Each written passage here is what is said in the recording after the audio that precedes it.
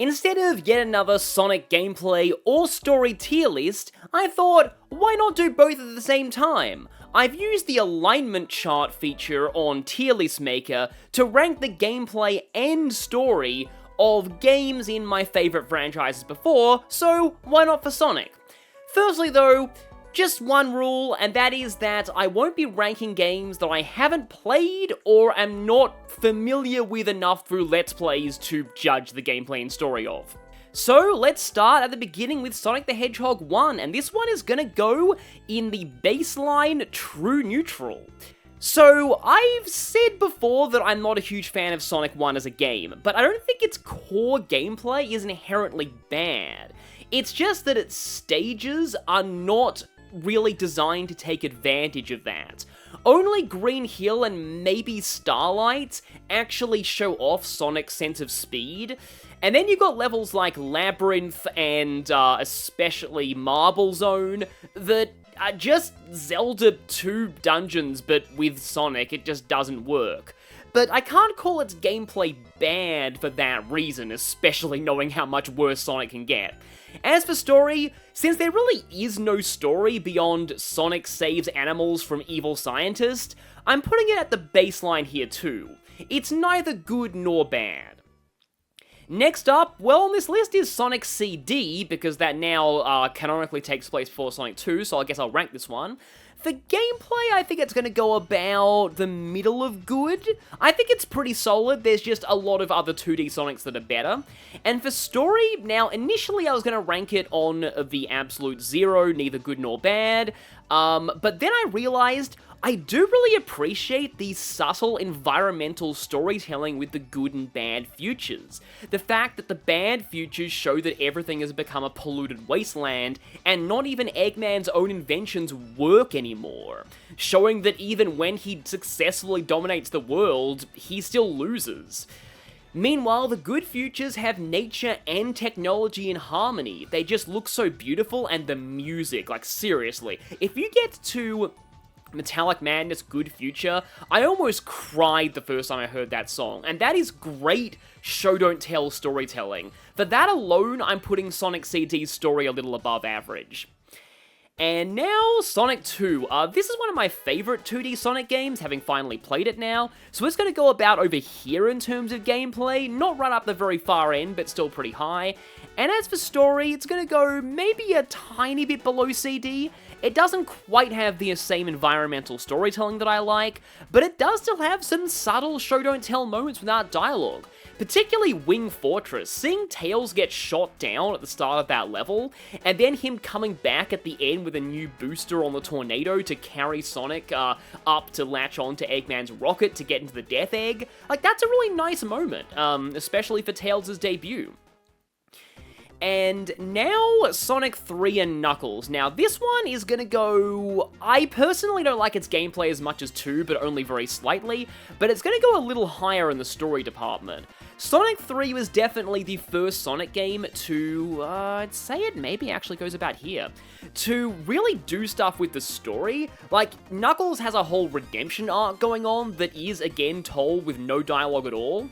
And the way he just kind of gestures to you, I'm fine, don't worry about me, just go, after he gets, like, electrocuted and you're at the start of Sky Sanctuary. Again, nice show-don't-tell storytelling there. In general, there's just a much more dramatic feel, kind of like higher stakes. Eggman is taking over Knuckles' home, and you've got, like, setting Angel Island on fire. Yeah, it's just a pretty good time. So, next up on the list is, oh boy, yeah, they do the classic games in order, so now it's Sonic 4, and welcome to the first one that's gonna get bad. But for the time being, though, I'll just say, story-wise, I'm gonna put it at the baseline. It's basically the same as Sonic 1. Sonic fights Eggman, nothing else more than that. So I can't really call that bad, but I can't call it good either. In gameplay, I'll put it about the middle of bad. I don't think it's like the worst thing in the world, but it's certainly not amazing, and it's definitely not what Sonic 4 should have been. We'll get to what Sonic 4 should have been in a moment. Episode 2, though, is going to be ones I'm not ranking, because I have never played that, and I don't really know enough about it to rank it. But now, yep, indeed, welcome to what Sonic 4 always should have been, Sonic Mania. Now, I haven't even played this, I probably should, but I am putting that all the way at the very far end of peak gameplay, because obviously. And for story, it's, is it really above CD? I don't know. Like, you've got the hard-boiled heavies. One issue that I have with that is that was the one time that show-don't-tell storytelling kind of failed for me in Sonic, because I never actually realized they were betraying Eggman until I was told about it. Like, I read manuals and stuff. I never got that impression from just the visuals. So, other than that, Mighty and Ray are there, I guess, and you go through dimensions and time with the Phantom Ruby, and Metal Sonic is back, I guess. Okay, yeah, I can't really put it any higher than CD, to be honest. But maybe about equal to CD, but it will go in peak gameplay. Next is Superstars, which I've actually played now, and I don't think it's as bad as most people say it is. But I still can't in good conscience rank it above the classics. My hottest take is the Fang final boss fight is fine, you all just have skill issues, but the Supersonic final boss really is that bad. Story-wise, I rank it a little above CD, and I'll admit this is almost entirely because of Trip. Yeah, we're already at Adventure. So, okay, Adventure. Adventure is going maybe about here in terms of gameplay. I have not played this one, though, I'll just admit, but there are a lot of good ideas here. It is a little rough. I know that it's worse in DX, apparently, but I can't, in good conscience, rank it much higher, especially not higher than CD. Story-wise, though, it's going the highest of any of the games I put so far. It's not going to go in, like, full-on peak story. I'd say it goes about here. Sonic Adventure really set the tone for the characterizations of most of the cast in the modern era, and yes, I know they regress a lot, especially like Tails and Amy, but Tails and Amy in Adventure were really good. Knuckles was really good too. The whole plot with Tikal and Chaos is really good. Eggman's pretty good. Oh, Gamma. Does this go higher for Gamma's story alone? Maybe it does. Yeah, it's going a little higher just for Gamma. It's going to go there, because Gamma is incredible. Truly one of the greatest Sonic characters of all time, and he's only in one game. And now, did somebody say peak? Yeah, well, okay, bias alert. Adventure 2 was my first Sonic game. But, even that aside, it went so high that I scrolled the screen. It is going at the very top of good story. Adventure 2 Battle, even though it does have its flaws, and its voice acting is kind of iffy, especially in the English dub. Is everyone alright? We should be landing soon. The hatch doors are open. Don't sweat it, Knuckles. The only thing in the cargo bay are those Master Emeralds. What do you mean, don't sweat it? Right? Land the shuttle and let me out. Adventure 2 is just amazing. Like, there's a reason why the, as of now, best received Sonic movie is based on Adventure 2. Adventure 2 is just phenomenal in terms of story. Even if I am not the biggest Shadow fan, I still think he's handled well. The stuff with Maria's great. Gerald is amazing. The fake Emerald scene. Oh boy, the fake Emerald scene alone puts this game where it is. Like, that scene is just one of my favorite scenes in any video game I've ever played. So that's going there. And in terms of gameplay, I actually played this, like, as an adult recently, and I like it way more than I used to. I'm actually ranking it higher than 3 and Knuckles and 2. Not quite, I can't rank it higher than Mania in good conscience, but I'm definitely putting it, like, here. SA2 is very much peak Sonic for me in a lot of ways. Even the mech and treasure hunting stages, they're good. Multiplayer is great too. That's another thing that puts it higher in gameplay. Like, I have so many fond memories of the multiplayer. Just gonna put a couple of games down here in advance. This is not indicative of their future positions. Heroes. Heroes is probably going, like, about here. I don't think its gameplay is awful, but having played this as an adult, I don't like it any more than, in fact, I like it a lot less than I liked it when I was a kid. It's got its issues, especially grind rails, and the fact you have to basically play the same levels as every team, like, it's just, with, like, minimal differences, it's not awful, but I would rather be playing a lot of other 3D Sonic games than this, which is really saying something. As for story, I probably put it barely above average. I mean, it's okay. Okay, it's carried by Metal Sonic. basically. Like, the whole Metal Sonic plotline is really good. But also, this was the start of Amy's severe regression, and that knocks it for me because I'm an Amy fan. Team Chaotix as well. Team Chaotix carries this game too. They're really fun in this game.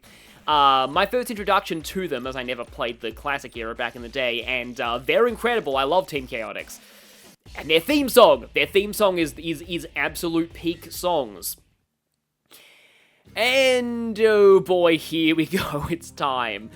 So, I have not played this game, but I have watched a lot of streams and Let's Plays of it, and this is I'm gonna be ranking it in the bad gameplay department, though not all the way to the bad gameplay section.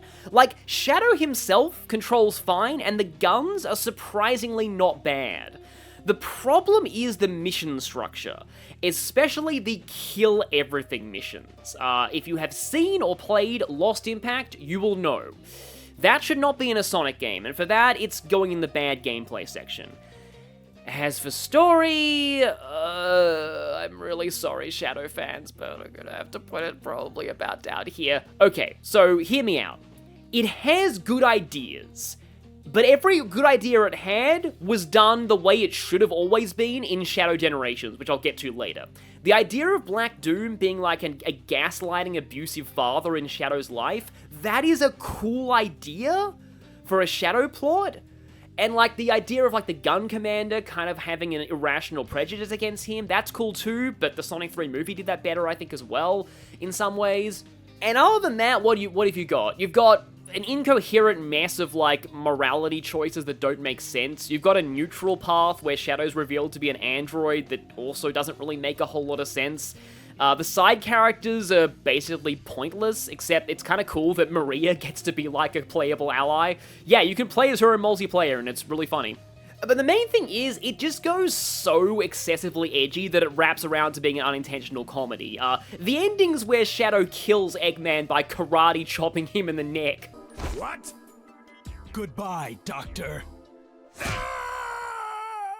Also, if you want some prime unintended comedy, read the names of all the endings in that game. They're hilarious. And now, the one you've probably all been waiting for. Sonic 06, I know there's been a bit of revisionist history about this lately, but I've actually played this now. I've played it myself, and oh boy. I love its gameplay, and it's so bad it's good sense, but it is going all the way at the back end of bad gameplay. Like, there's no way it isn't, with the fact that, like, you've got Sonic's gems that don't properly drain the meter, so they completely break the game, and they left that in. That alone is, like, grounds for ultimate, like, terrible gameplay, but then you've got, like, all of the hovercrafts for Shadow that just flip over and kill you all the time. Flame core, where, like, running on the wall just doesn't work half the time, and that's the start of the level, so they really should have caught that in testing. Which is just the summary of the game. They really should have caught that in testing. As for story, though, this might actually surprise you. It's only going halfway down the bad story quadrant, and I'll tell you why. Shadow. This game was peak Shadow until 2024, in my opinion. Shadow's characterization and his story in 06 are legitimately really good. Like, there are some lines that he has there that are still iconic. Why risk your life for those who will persecute you later? If the world chooses to become my enemy,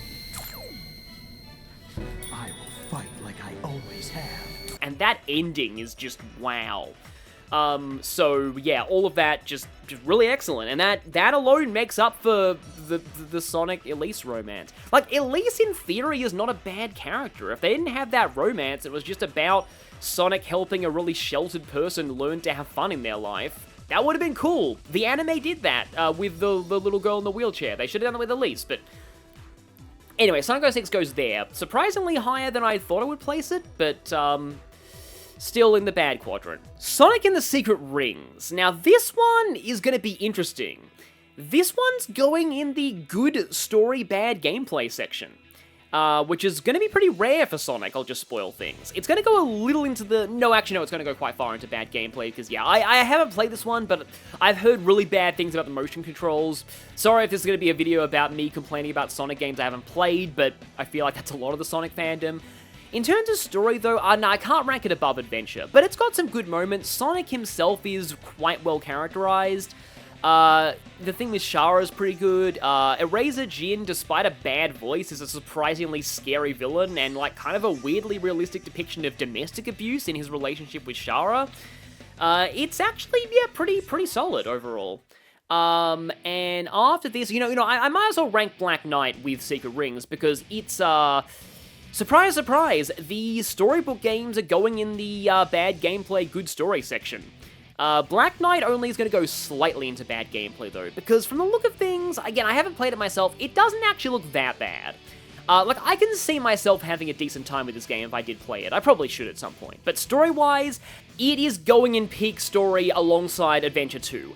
Mostly because of Sonic's characterization. This is a broken record at this point, everybody will tell you this, but, like, this is easily the best.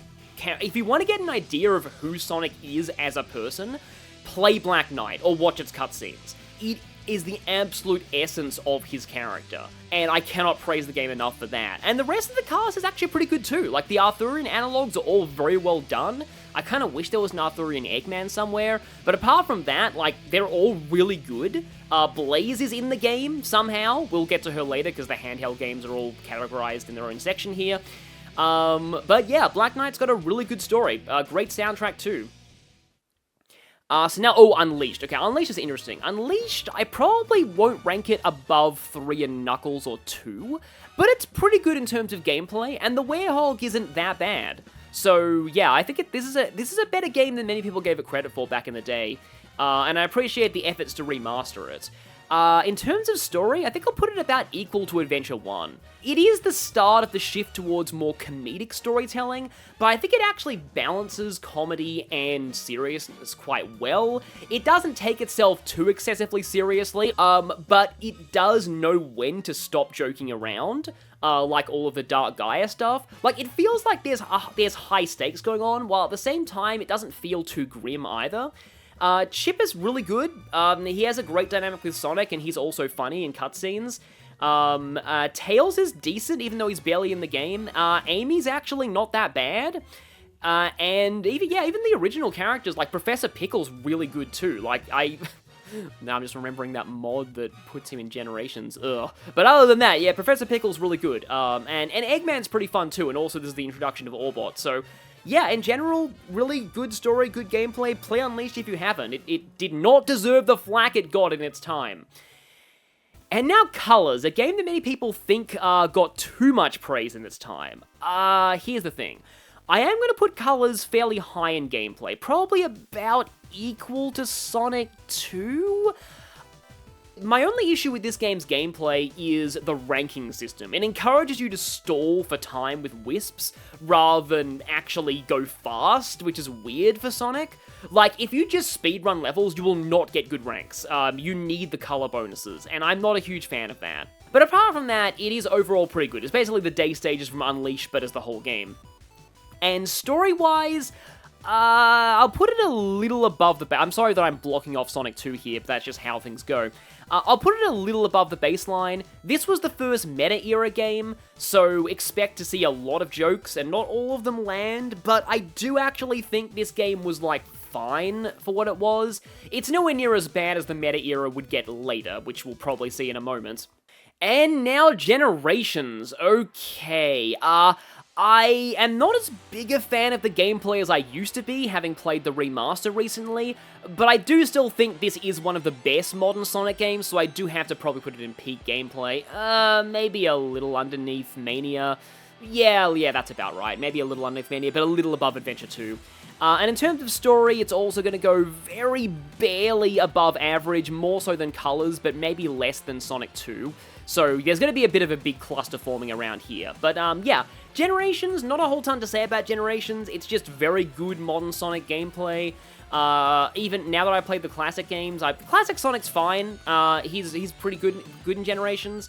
And there isn't really much of a story, but I do appreciate the remaster rewrite for at least making the characters a lot less one-note jokes, and making it seem like modern Sonic actually cares about them.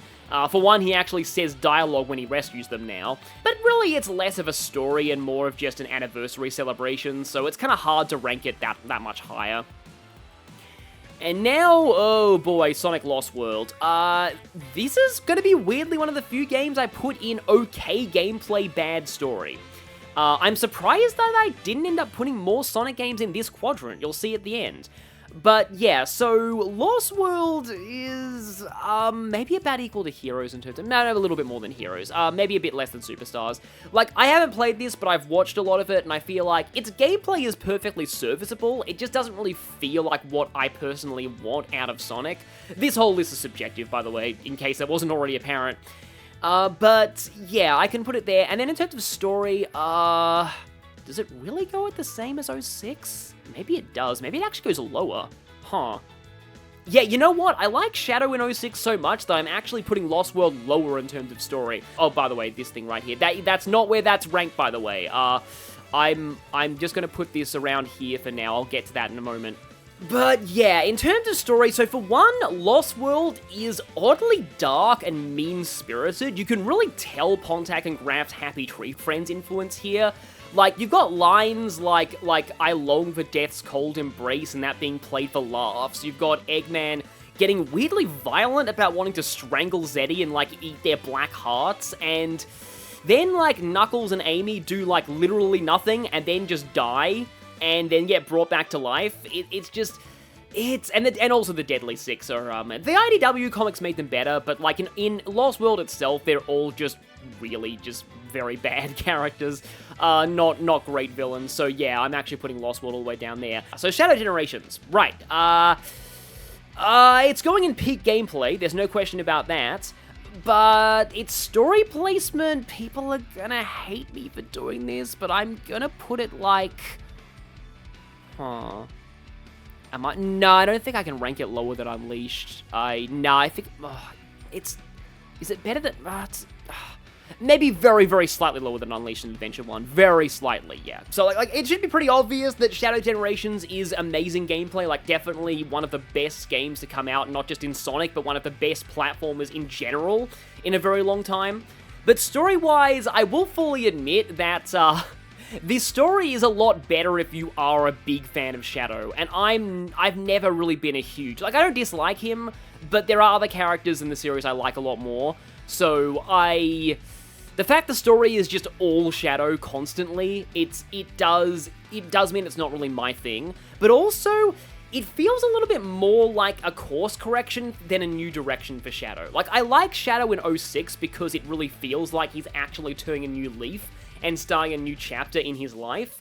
Shadow Generations is more like him just reliving his past trauma, and that's fine. I like that Sega's actually acknowledging his past trauma again in that and the movie.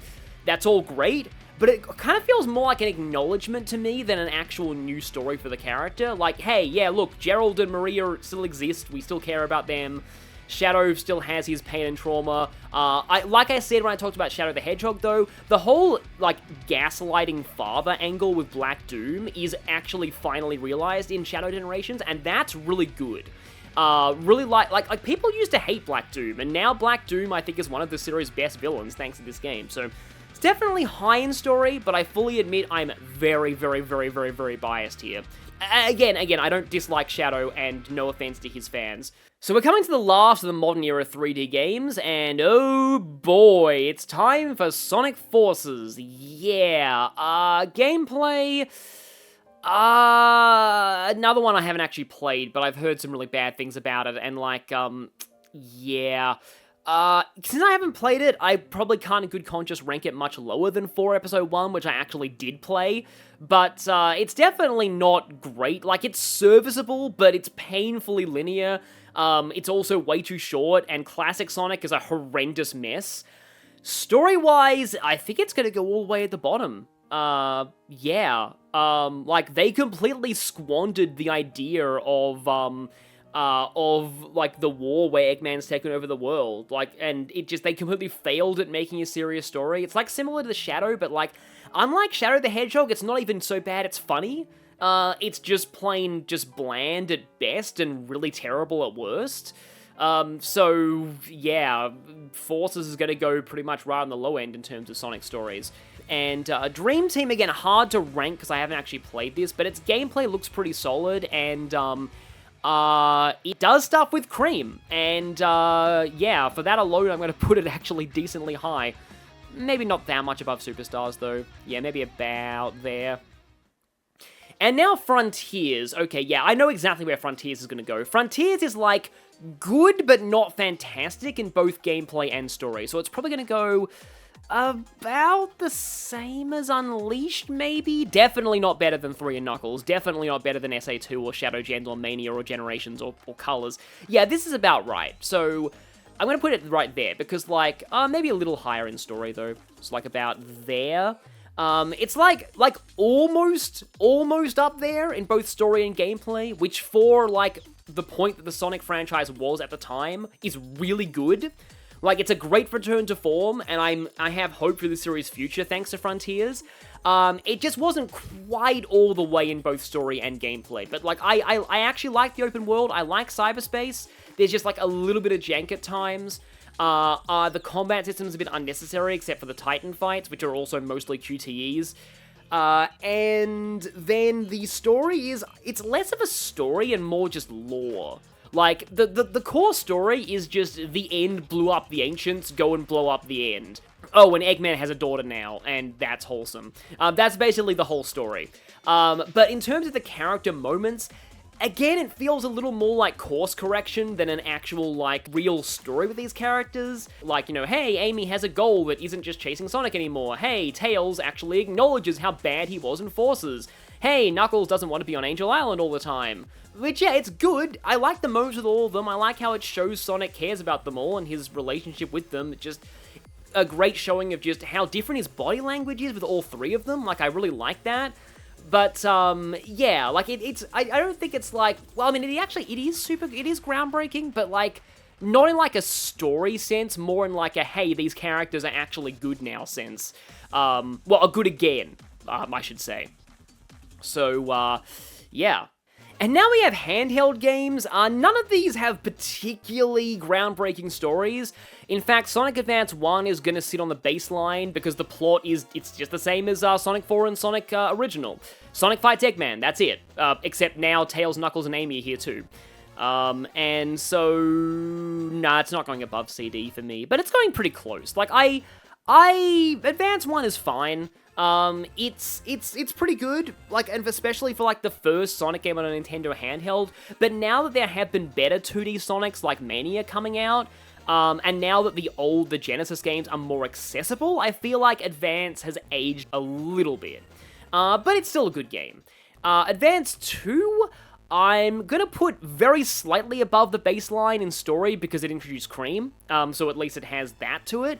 And gameplay, I'm going to put it about here. I don't think it's better than Sonic 2. Yeah, I would say it's better than CD, though. I like the sense of speed that it gives, and it's a very, very, very fun game to play. The Chaos Emeralds are a nightmare. Don't get those unless you're insane. But apart from that, it's really fun. I definitely recommend this game to anybody. And now Advance 3. Advance 3... I probably like this one in gameplay more than most people do. I really like the team system in theory. I know that some teams are kind of useless, but it's really cool that you get to team up any pair of the core 5, and every single combination is different. Like, that is such a cool idea, and I wish more games would do that. Like, can you imagine if they added, like, Shadow and Rouge to the mix, and how would they team up with everybody? And I'm putting it, maybe about equal to CD in story, but no, maybe a little lower. I like the environmental storytelling of CD. But, like, the whole Gemel stuff, like, that is really good. Like, that's very good. And that alone, I can't really rank it that much higher, but I think I also put it very slightly above Sonic 2. And now Rush. Rush, yeah, I'm putting Rush fairly high in gameplay, and yeah, maybe about equal to Dream Team in story, so about there. Like, yeah, the story is nice. It's kind of more about Blaze's character development than an actual plot, but, like, it's fine. I seem to remember Amy being very Flanderized there, but I'll have to replay that game. It's been a long time, to actually see if they're right. But, Blaze is pretty good. Blaze's dynamic with Cream is really good. Eggman Nega's like Blair, but he doesn't exactly drag the experience down. And yeah, the gameplay is really fun. It's basically like Unleashed Day Stages or Modern Sonic and Generations, just on a handheld. Really fun game. So, this is where things get a bit weird, because we're off of main platformers and into spin-offs. Now the Sonic Riders games. Firstly, I'll just start by saying Free Riders, yeah, it's going, like, very, very low here. Probably the bottom for story and, like, almost the bottom for gameplay. Because, yeah, Force Connect controls, that's a thing. And also, oh boy, is the cast written horribly in Free Riders. Ugh. Like, Free Riders has the worst version of Amy in the entire series, which is really saying something. Yeah, and Shadows and Rouge are horrendous there too. Like they're outright bullies there. So yeah, Free Riders going down there. Original Riders is gonna go in pretty good gameplay, like it deserves more attention. This might be a hot take. I'm actually putting it kind of in the bad story section. This is because, like, I was about to say the Babylon Rogues Redeemer. Honestly, I'm not even, like, they're all just kind of jerks. There's not really much to them. It's more that this story, it doesn't really have a lot, like, it has a lot of bad moments that stick in my mind, and not a lot of good moments to make up for them, or at least the few good moments don't make up for them. Like, Knuckles, his eyes going funny with the explanation of, like, Tails, with Tails explaining the extreme gear, that's kind of funny. Eggman winning, but yet getting a useless rug is also pretty funny. But other than that, you've got, like, Jet sniping your victory in the Grand Prix in a cutscene. That stung so much. And Sonic attacking Amy when Eggman has her hostage is, yeah, no. So, yeah, it's gonna go there for me. Zero Gravity story is definitely better. Maybe to the point where I'll put it in... Like, I kind of like the twist of Eggman actually owning Meteor Tech. Like, that was kind of cool. And the stuff about the Babylonians is actually kind of nice, so I'll probably put that more on the baseline, but it doesn't look as good as the original Riders in terms of gameplay. Yeah, this area is getting kind of clustered. And, okay, Sonic Battle. I probably can't judge its gameplay well enough to rank it, like, super high here, but, story, this is kind of rough for me, because it's got some good things and it has some really bad things. But in terms of good, Emerl is amazing, and Emerl's dynamic with Shadow is also amazing. And that alone probably means it should go, like, about here. It's probably not... Yeah, I'm gonna not let my biases show and not rank it low because Amy is horrible in battle, but, like, it is one of the worst versions of her alongside Free Riders. But yeah, Emerl is so good, it needs to rank up there at least. Sonic Chronicles... Ooh, this one's hard to rank too, because, like... Okay, so here's the thing about Chronicles. Yeah, I'll put its gameplay over here. Like back in the day, I probably would have put Chronicles about here, but it has not aged well at all. Like, its gameplay is way worse than you would think it is. I love the idea of a Sonic RPG, even a turn-based one. I know, I'm against the people who say it has to be an action RPG. I think Sonic turn-based RPG could work. There's some really fast-paced turn-based RPGs out there, like Persona 5 and Metaphor ReFantazio, made by a company that is owned by Sega. So, yeah, Atlas, make a Sonic RPG, please. And also the story, too. The story used to be, like, the writing for the characters at the time was the best it had ever been. And now, though, it's really not. Like, it also hasn't aged very well at all. So, like Sonic's a jerk for most of it, and a lot of the other characters kind of are too. Yeah, so I'm gonna probably end up putting this in, like, there is some okay things in its story, but honestly, yeah, probably goes down around, like, 06, maybe? Maybe a little worse? Yeah, probably about here. And now, for a spin-off that's way higher, Murder of Sonic the Hedgehog. Speaking of which, Murder of Sonic is entirely why I say that Sonic Chronicles' portrayal of the cast hasn't aged well. Because this right here, Murder of Sonic the Hedgehog, best writing for the characters ever. Ever. I will go with that to my grave. Like, everybody is perfect in Murder of Sonic. And for that reason, it's going to go up here. But gameplay-wise, I can't really rank it that high because, like, I played Ace Attorney, and Murder of Sonic is basically Ace Attorney at home, and it's fine, but, like, a lot of the time, it's not like it really taxes your brain power. Like, the solutions are always pretty obvious, and one thing I don't like that it does is that you have to make decisions based on knowledge that Tails has, but your player character doesn't, and then Tails just fills in the blanks for you afterwards, that never felt satisfying to me. So for that reason, it goes there, but like absolutely peak Sonic story and writing there. And I think, oh wait, there's one more. There's one more. Good old Sonic Boom Rise of Lyric, come on down. Yeah, it's going all the way at the back of bad gameplay, and all the way at the bottom of bad story. Yeah. What can I say about this that hasn't already been said? This game is horrible, and besides the Knuckles pause glitch, it's not so bad it's funny the way 06 is, so I definitely rank its gameplay even worse if I could do that somehow. And just like 06, its story is just nothing, and it's not even so bad it's funny, it's just boring. So like, this is the worst kind of like bad Sonic game. It's bad, but it's not fun bad. And usually even the worst Sonic game, like even Free Riders has a lot of fun badness to it. Rise of Lyric is just there's just nothing, except the Knuckles pause glitch. The show's great though. Also, I lied, there is one more very important game. Big's Big Fishing Adventure 3, as it goes all the way up in peak Sonic, no question. Yep. If you do not agree with that, you're a fake fan. But wait, there's more. In the time I've spent working on this video, I've finally gotten to play some more Sonic games, and a new one has come out. So, firstly, let's cover Sonic Rush Adventure. I've actually played this on stream on my Fast Clingy channel if you want to check out my live marine reactions. This one, okay, so its levels are pretty much as good as the original Rush, but the boating segments in between them actually make this one go down a bit of a notch on gameplay. And I think it also goes down, it goes down quite a considerable notch in terms of story. I think I would want to rank this, I mean, it has a story, so it's above, like, Advance 1, but, like, I think I'll put it here in the end. So, here's my problem with Rush Adventure. Marine. It isn't just that Marine is a grating, annoying character, it's that she's the only real character in the story. The writing for Sonic, Tails, and arguably even Blaze is so generic in this game. If you gave me one of Sonic's lines from this game with no context, I wouldn't even be able to tell you it was spoken by Sonic, and given how distinctive a character he is, that's a very big sin. So yeah, Rush Adventure actually falls kind of behind the original Rush for me. And now Rivals. Okay, now gameplay-wise, I'd probably put it, maybe a little lower than Advance, probably lower than Superstars if I'd be honest, maybe about equal to Superstars.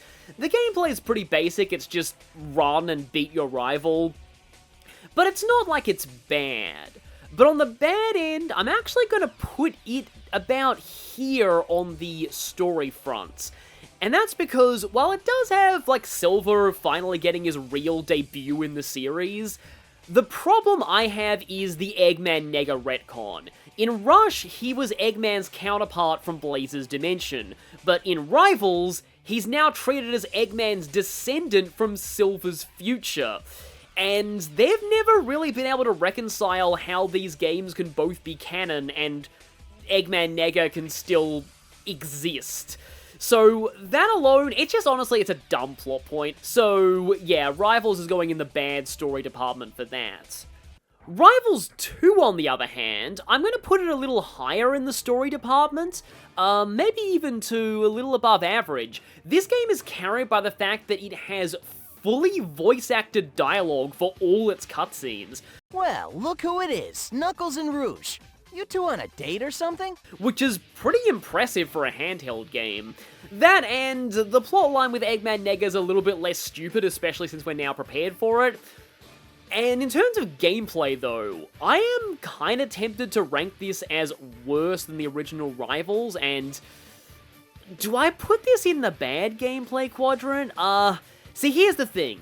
It improves on the original Rivals in quite a few respects. Like, Sonic's boost is nowhere near as overpowered, so there's more balance between the characters. However, they really overcorrected for how easy the boss fights were in the first Rivals, or rather, how much of a joke the rival AI was in those boss fights. Because Rivals 2 has some truly horrendously bad boss fights. I swear if this game was more well known, more people in the Sonic fandom would be considering these some of the worst boss fights in the franchise. The third and fourth bosses in particular are horrible, and I'm not alone in that opinion, just watch speedruns complain about them. So, I think it kind of goes around here, because, like, everything besides those bosses isn't that bad, but for them alone, I'm actually having it verge into the bad gameplay quadrant. Now, Sonic Rumble is a little hard to rank because it doesn't really have a story, so it just goes on the flat line for good story. As for gameplay, Rumble's honestly pretty fun. I'll probably put it around, maybe here? For like a free-to-play mobile game, Rumble's actually, I mean, I don't want to completely, cover Zero Gravity, so maybe I'll just put it there. For a free-to-play mobile game, Rumble's actually pretty enjoyable. The main problems that most people have with the game are with its microtransactions, which don't really affect the gameplay at all. Well, I mean, I guess you can buy skill stars with real money, but you can still level up the skills with free skill stars, so overall, you are playing the same game regardless if you're paying or not. And yeah, I do think it's quite a fun game, and I'd recommend playing it even if you are just free to play. And now, Sonic Racing CrossWorlds. This goes all the way in peak gameplay. It is one of the best, if not the best, racing games I've ever played. There's just a lot of depth to it, and yeah, there's some unbalance with the items and some of the gadgets, but the tracks are pretty good, the cast of characters are quite good, I love the vehicle customization, just a really good game overall. And in terms of story, it doesn't really have a story, but it does have rival dialogue, and honestly, for Omega's rival dialogue alone, it's going, does it go above Generations? You know what? It's going above Generations. Now Mania is just the word Sonic, but yeah, it's gonna go here. The biggest surprises to me when doing this are that only a few games ranked in good gameplay, bad story. Surprisingly few got bad story, bad gameplay. Only the storybook games got good story, bad gameplay, and I like the story and gameplay of a surprisingly large number of Sonic games. Though you might notice there is a large cluster of great gameplay, average to bad story, which probably tells you something. But, yeah, post your opinions and hot takes in the comment section. Which of my rankings do you think is the hottest? That's just what I want to know. Which of my placements do you think is my hottest take? And on that note, I will see you all next time.